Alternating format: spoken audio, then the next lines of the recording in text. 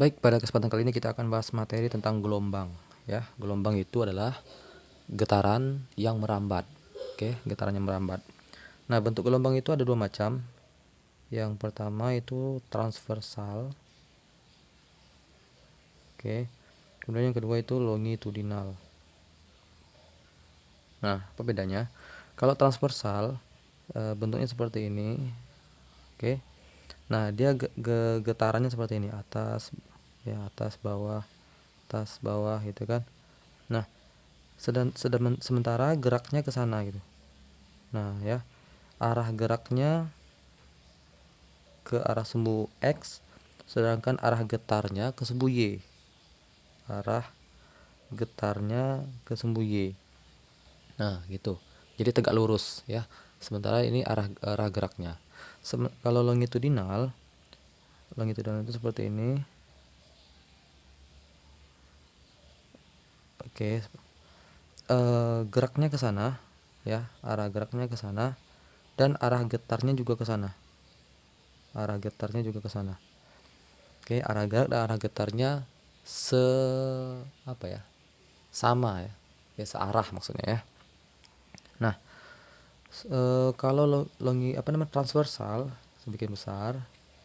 Oke. Yang namanya satu gelombang itu saya bikin di sini titik garis timbangnya ya. Yang namanya satu gelombang itu dari awal ini sampai ke sini. Oke, ini satu gelombang lambda ya. Atau jarak dari bukit ke bukit itu lambda juga. Atau jarak dari lembah ke lembahnya itu juga lambda.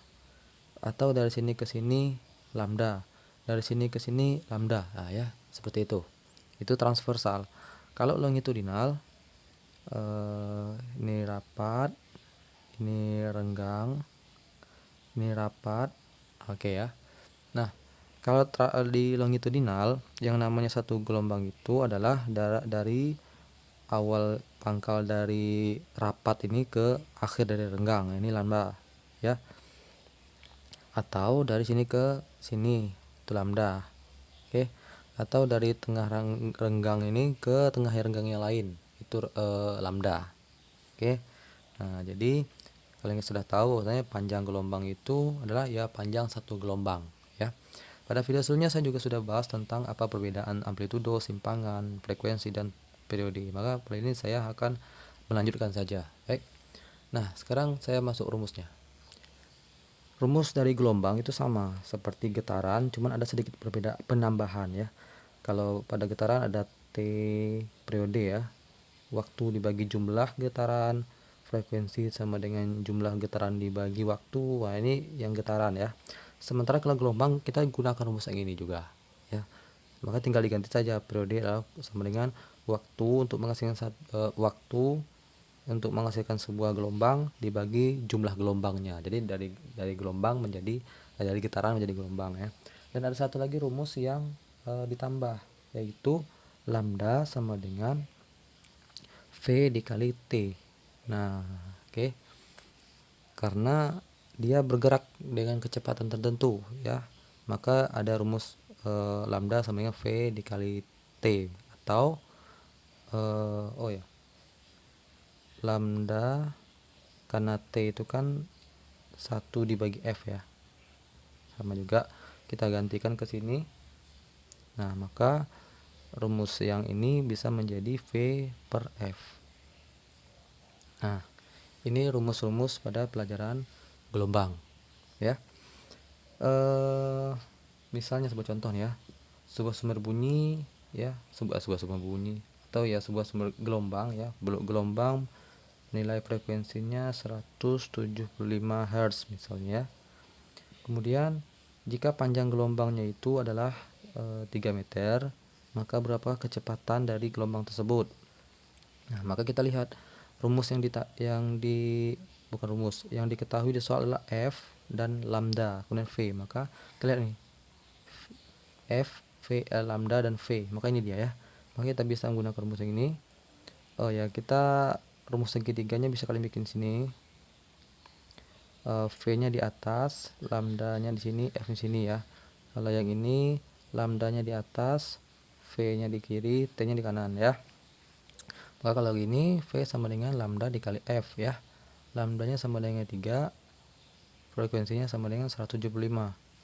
Jadi 175 dikali 3, 5 1 2 2 3 4 5 525 Hz V ya, berarti meter per sekon ya, karena meter ya. Nanti kalau seandainya ini cm, maka cm per sekon.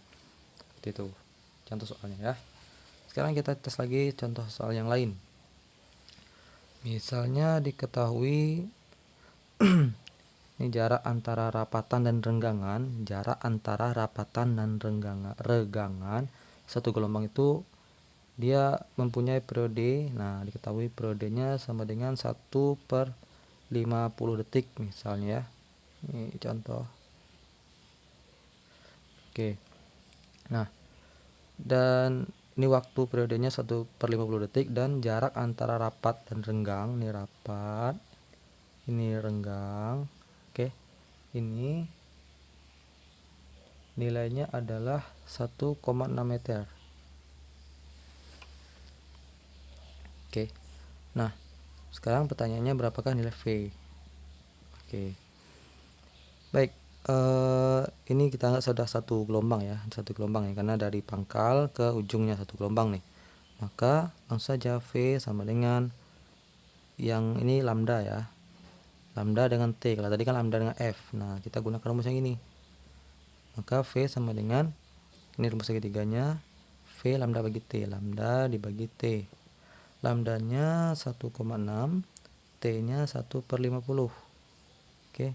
Kemudian 1/50 itu sama juga dengan kita taruh di atas, maka menjadi 1,6 dikali 50. Ya, itu sama juga dengan 16 kali 5 ya. Nah, koma dikali 0 itu bisa dicoret ya, maka menjadi 80